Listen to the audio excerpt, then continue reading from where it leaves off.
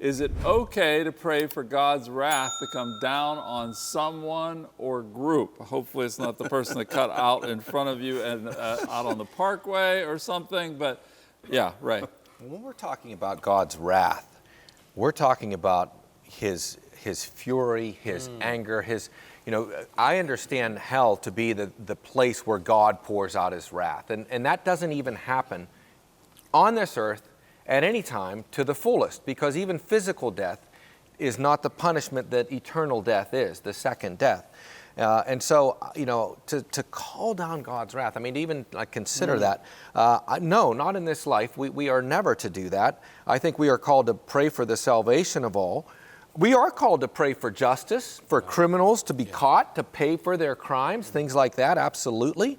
But unless we would know that someone is reprobate and going to be under God's wrath, you see some things in the Psalms, I think maybe some prophetic things that David was able to see or something. Do I not hate those who hate you and things like that, because he did understand that there were a reprobate people that God was punishing.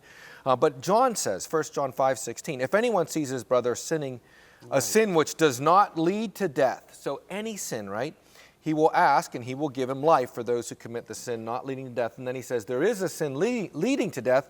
I do not say that he should pray for that. So even there, even if I would know that someone has committed a sin unto death, and I'm not going to try to say that I know what that means, even then he doesn't say call down God's wrath. He just says, you don't pray for that, but not to call down his wrath. So yes, in Revelations 19, the saints rejoice that the smoke of their torment goes up forever and ever. I do believe in heaven we will rejoice over the damned in hell, because it's part of God's glory that the damned are glorifying him by the manifestation of his wrath.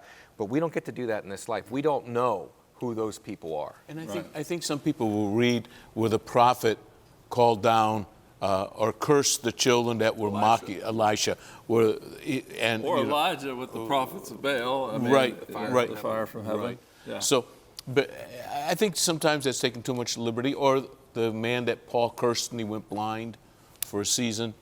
I wouldn't go there. Sometimes, when we get into the authority of the believer and you've got people out there cursing people, I think we need to bless them before cursing them and believe God. Yeah, what did Jesus say to the you sons don't of know what thunder spirit. there? Well, Ray kind of alluded to it a little bit. In the Psalms, there's what's called imprecatory Psalms.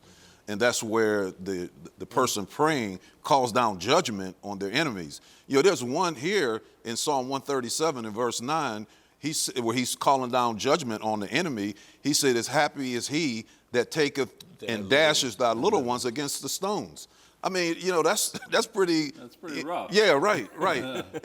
So I think that, these imprecatory Psalms are based on the fact that people are taking advantage of God's justice, or they're committing some injustice. And so, from that standpoint, when we see things like that happening, it seems like, in the Psalms, at least we have an example of people that have called down judgment on those individuals that's abusing others, that is taking for granted God's justice. But again, I think as we move into the New Testament, Jesus said to pray, even for your enemies. So, but I think there are examples in the Scripture where people call down wrath on others. And he even said, love your enemies. Not only pray.